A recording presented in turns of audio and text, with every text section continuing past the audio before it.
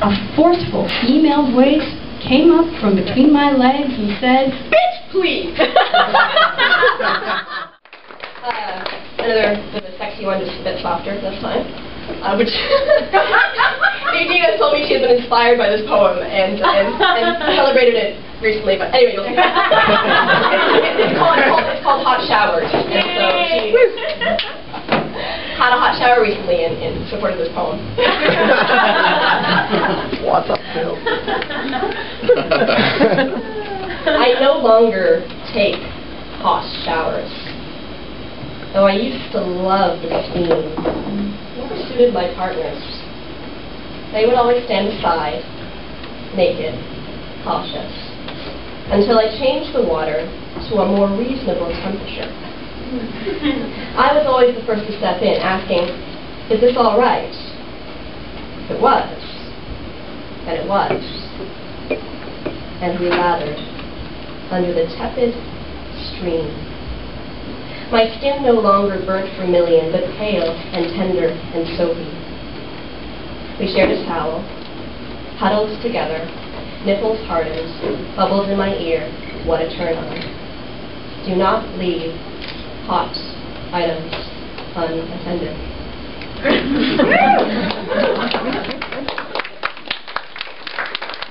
How was your hot shower? It was so good that, and I'm not lying, when I came out, I said to myself, "Do not leave hot items." I said this out loud to nobody. I say I'm a writer, but I don't fully understand the distinction between a metaphor and an analogy. However, I do know that irony is when an implicit meaning contradicts what is stated explicitly. But honestly, I know that because I just looked it up. Because that's what I do when I'm around you. So I want to strip it all away and get to the heart of our underlying emotions that belie our preconceived notions about who the other really is. And I'll go so far as to confess that although we're just friends, and we've never kissed, sometimes I cannot dismiss the image that persists in my mind of what you look like naked, exposed without concealment, and now I'll reveal that I want to be naked with you.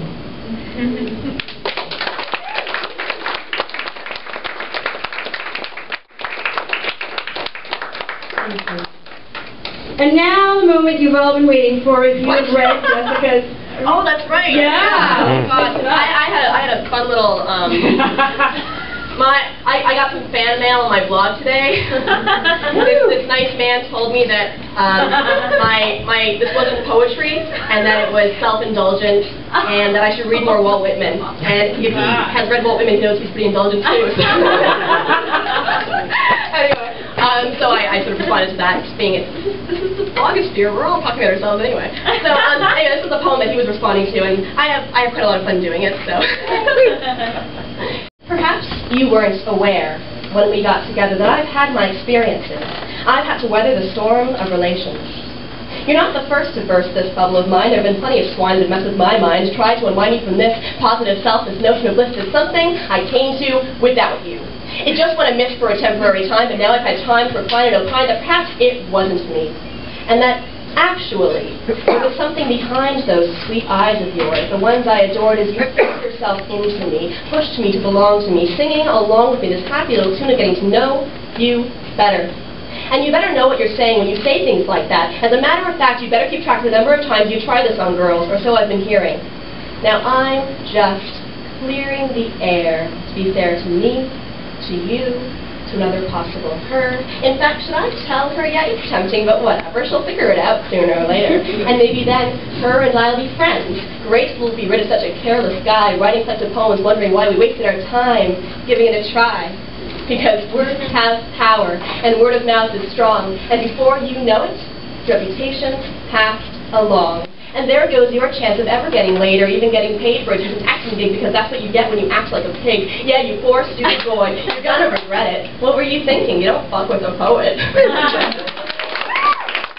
A forceful female voice came up from between my legs and said, "Bitch, please!"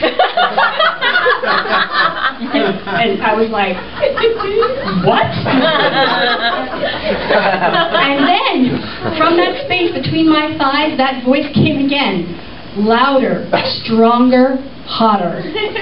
Don't pretend like you don't know me. Don't act like I haven't been your plaything since you were small. My whole reason for existence is to provide you with pleasure and sex. And to be sure, I'm glad we're a double X. Because otherwise, I'd be a dick. And I don't want to be anything but your clit. And so, to recap your ex, I was lying in bed when my clitoris started talking to me. Let me tell you what she said. My clit, she said, "Let me give it to you plain. That boy had his problems, but in the matter of sexual gratification, the cause of your aggravation is not in the way that he screwed you, but the way that you screwed me. You cheated me, bitch. You got naked with a man and acted like I didn't even exist. Even when I puffed myself up, even when I was screaming for attention, you didn't mention me. In fact, I doubt you heard me. What with your picked out legatos and staccatos?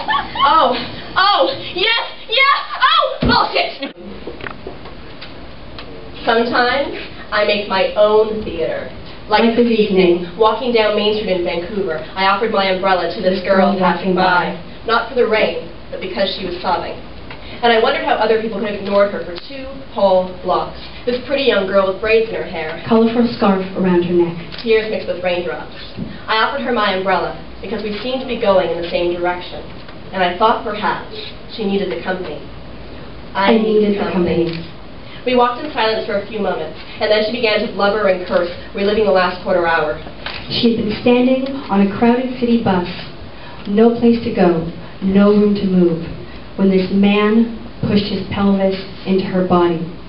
Rubbed, pushed, prodded, cornered her into a corner, smiled a sickening smile. She didn't want to make a fuss, cause a scene. Thinking back, she scolded herself for not having done something. Usually I stand up for myself, she said. Usually I do something. I've been harassed before, she said. I felt this feeling before. Haven't we all? I replied, and assured her that the next girl would do something about it. But would she? Or would she stay silent so as not to draw attention? Then I wondered, would I have done something? Probably not. I would rather say nothing. I would rather keep to myself. After all, it wasn't rape, though it certainly felt that way at the time. It wasn't rape, but I never thought of it in the same way again. How can we share our stories when they aren't so black and white? We can call it by a different name, but it's still there, present, prodded. I had a story, and my dear friend listened. This girl had a story, and I offered her my umbrella. We should all have umbrellas on hand, just in case.